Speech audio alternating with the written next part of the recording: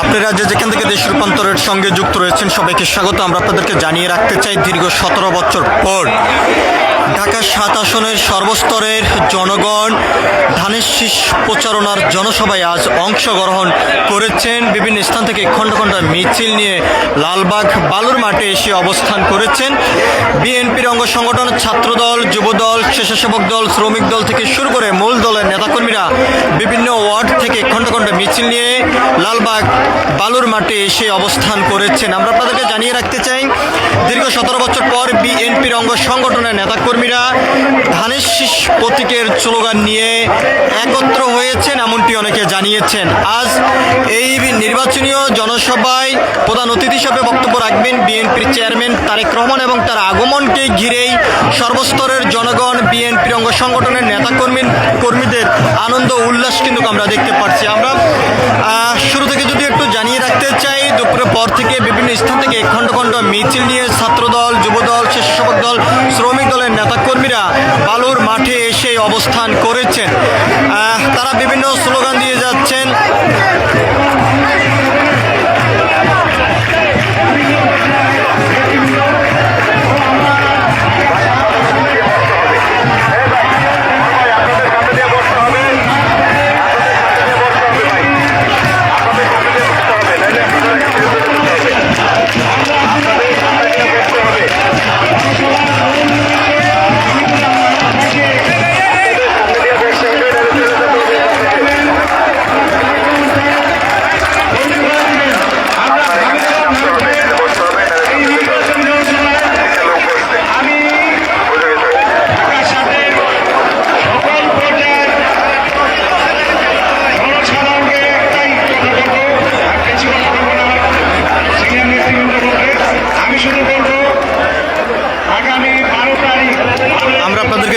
চেষ্টা করছি দেশ রূপান্তরের ক্যামেরার মাধ্যমেই নেতাকর্মী সমর্থক যারা রয়েছেন তারা বিএনপির পতাকা হাতে নিয়ে এই নির্বাচনীয় জনসভায় অংশগ্রহণ করেছেন এবং তারা এখান থেকে যেমনটি বলেছেন, দীর্ঘ 17 বছর অপেক্ষার পর বিএনপির বর্তমান অভিভাবক তারেক রহমান আজ তাদের সামনে আসবেন এবং তার আগমনকে ঘিরেই বিভিন্ন স্লোগানের মধ্য দিয়ে আনন্দ উল্লাস করে যাচ্ছেন এবং 12 তারিখেই যে আনুষ্ঠানিকভাবে নির্বাচনের যে ভোট অনুষ্ঠিত হতে যাচ্ছে, সেই নির্বাচন ঘিরেই এবং সেই ভোটের দিনকে ঘিরেই আজ এখানে প্রধান অতিথি হিসেবে বক্তব্য রাখবেন বিএনপির চেয়ারম্যান তারেক রহমান এবং তার আগমনকে ঘিরেই ঢাকা 7 আসনের বিএনপির অঙ্গ সংগঠনের নেতাকর্মীরা বিভিন্ন ওয়ার্ড থেকে খণ্ড খণ্ড মিছিল নিয়ে লালবাগ বালুর মাঠে সেই নির্বাচনীয় জনসভায় অংশগ্রহণ করেছেন। আমরা আপনাদেরকে আরেকটি বিষয় জানিয়ে রাখতে চাই, এখান থেকে নেতাকর্মীরা যেমনটি জানিয়েছেন, দীর্ঘ 17 বছর পর ঢাকা 7 আসনের সর্বস্তরের জনগণ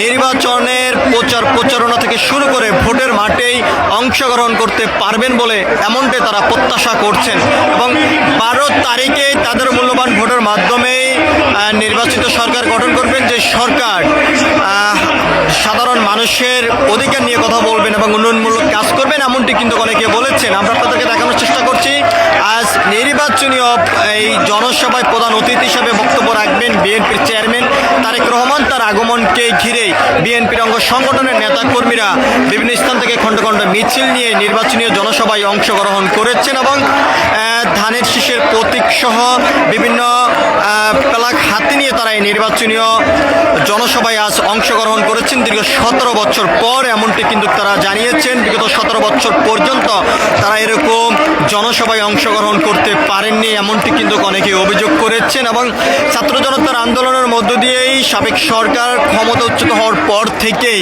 সারা বাংলাদেশের মানুষ স্বাধীনভাবে চলতে পারছে এবং দীর্ঘ যেই অপেক্ষা ছিল যে নির্বাচনে, সেই নির্বাচনের দিন তারিখ নির্বাচন কমিশনের ধার্য করার পর থেকে সাধারণ মানুষ ভোট দিতে পারবেন সেটি কিন্তু তারা প্রত্যাশা করছেন এবং তাদের ভোটের মাধ্যমেই আগামীতেই সরকার গঠন করবেন এবং সেই সরকার গঠন করার জন্য প্রতিটি দলের প্রার্থীরা প্রচারণা চালিয়ে যাচ্ছেন। ঠিক একইভাবে বিএনপির প্রার্থীরাও প্রচারণা চালিয়ে যাচ্ছেন। আজ ঢাকা 7 আসনের নির্বাচনীয় জনসভায় অংশগ্রহণ করেছেন ঢাকা 7 আসনের সর্বস্তরের জনগণ।